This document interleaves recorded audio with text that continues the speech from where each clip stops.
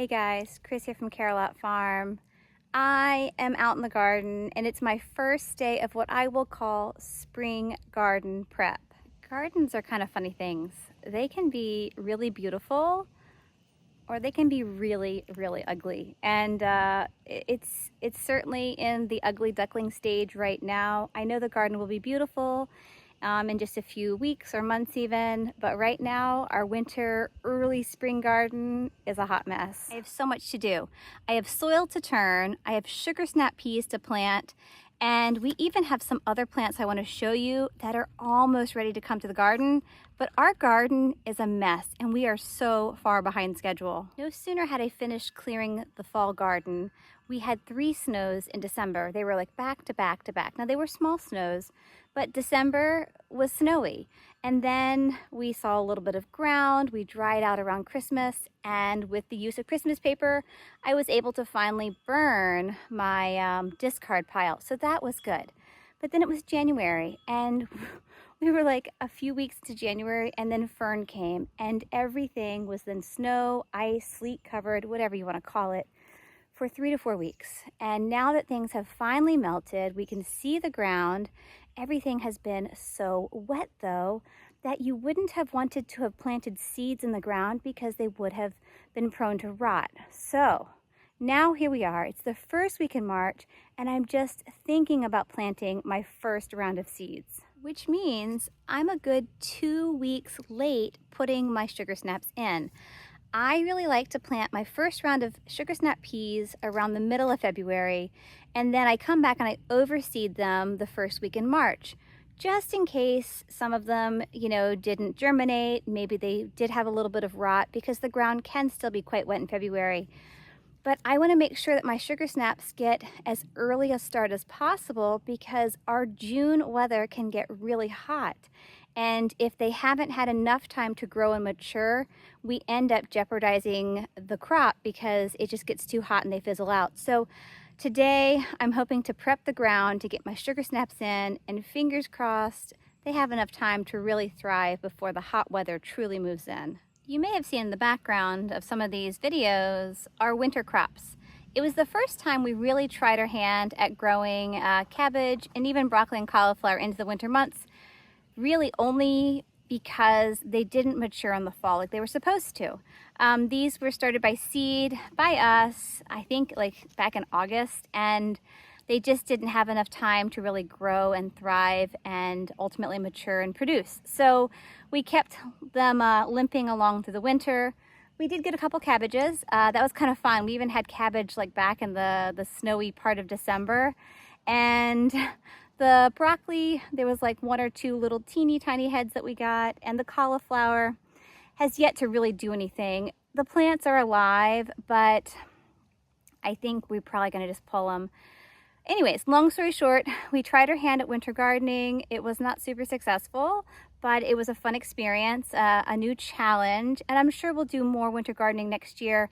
But we might just stick to greens and things that tend to do a little better through those cold winter months. But everything survived the really crazy harsh winter that we had, so that was cool. I had planned on putting my sugar snaps right here along this fence line. This is where I had them last spring, and it's then where I planted my butternut squash later in the summer. So I'm thinking I will put them here as well this year. I don't know. I still have to pull my butternut squash. There are a ton of weeds here. I don't want to have to wait to till anywhere because I don't know how long that will take. And we have a very old tiller. It's a wonderful thing. It does a great job, but it's not something I'm gonna manhandle. So I do have to rely on my husband for that. So for these early crops, I tend to get out here myself, turn the soil by hand, and then just do my planting. And then once he's tilled the whole larger garden, we can come back and do, larger crops. So I think I'm going to stick with this spot here, but I'll have to get into it and see just how set in these weeds are before I make my final decision about where those sugar snaps will go. I can assure you that after your vines have had all winter to dry out, they're going to be very crispy and very easy to pull down off your fencing. So that's nice. A little tip here, if you use twine to tie anything up in your garden, I would recommend just doing a simple slip knot, and then you can untie it without having to go and find a pair of scissors. This fencing here, we actually last year intentionally kind of strung it up here between these two T-posts so that it could easily be removed so that I can do just what I'm doing, weed and dig and turn the soil. All I have to do now is just shimmy up the second side, and then I have free and clear access to the ground below. Voila. The fence is no longer in my way. Now I can really get to work. Let's see how good of a job our cardboard did at deterring the weeds. Looking pretty good. I love cardboard. The next step is to try to pull these few weeds that are just in the center, turn the soil, and then we're ready to plant. So that's pretty great. Earthworms are always a good sign in the garden.